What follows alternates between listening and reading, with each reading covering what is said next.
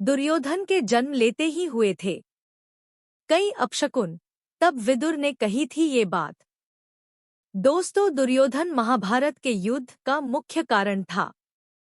दुर्योधन की महत्वाकांक्षाओं के कारण ही कौरवों का विनाश हुआ और माता पिता को जीवित ही वन में जीवन गुजरना पड़ा। दुर्योधन जब पैदा हुआ तो एक नहीं कई अपशकुन एक साथ घटित हुए। दोस्तों, महाभारत का युद्ध 18 दिनों तक चला।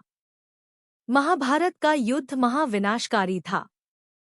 इस युद्ध में कौरवों का पूरी तरह से नाश हो गया। महाभारत के युद्ध के पीछे सबसे बड़ा कारण दुर्योधन था।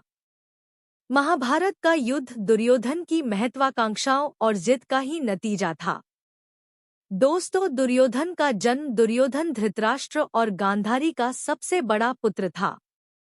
गांधारी अपने पुत्र को हस्तिनापुर का राजा बनाना चाहती थी, लेकिन पांडु की पत्नी कुंती को पहले संतान प्राप्त हो गई। इससे गांधारी बहुत दुखी हुई और अपने पेट पर दासी कई प्रहार कराए, जिससे उन्हें गर्भपात हो गया। तब महर्षि व्यास ने गांधारी को समझाया और गर्भ से निकले भाग के 101 भागों में बांटकर घी से भरे घड़ों में रखवा दिया। इस क्रिया से ही गांधारी के 100 कौरव पैदा हुए। सबसे पहले घड़े से जो बालक प्राप्त हुआ था उसका नाम दुर्योधन रखा गया। दोस्तों, दुर्योधन के जन्म लेते ही घटित हुई ये घटनाएं, दुर्योधन ने जैसे ही जन्म लिया, कई अपशकुन एक साथ घटित होने लगे। दुर्योधन के पैदा होते ही शियार जोर जोर से रोने लगे, उल्लू शोर मचाने लगे। आसमान में अचानक काले बादल छा गए। जन्म लेते ही दुर्योधन बोलने लगा।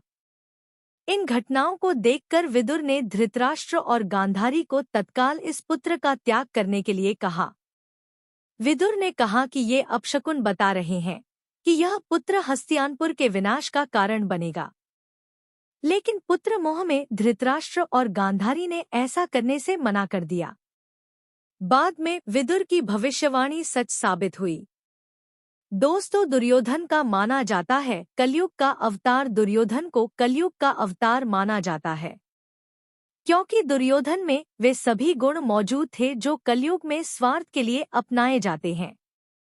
इसीलिए दुर्योधन को कलयुग का अवतार कहा जाता है। दुर्योधन के बारे में एक बात कही जाती है कि वह बहुत ही कूटनीतिज्ञ, राजनीतिज्ञ और नेतृत्व करने की गजब की क्षमता रखता था। वह गदा युद्ध में भी निपुण था। दुर्योधन में बिजली की तरह चपलता थी। वह बहुत जल्द लोगों को अपना बना लेता था। उसके इसी गुण के कारण कई राजाओं ने महाभारत के युद्ध में उसका साथ दिया।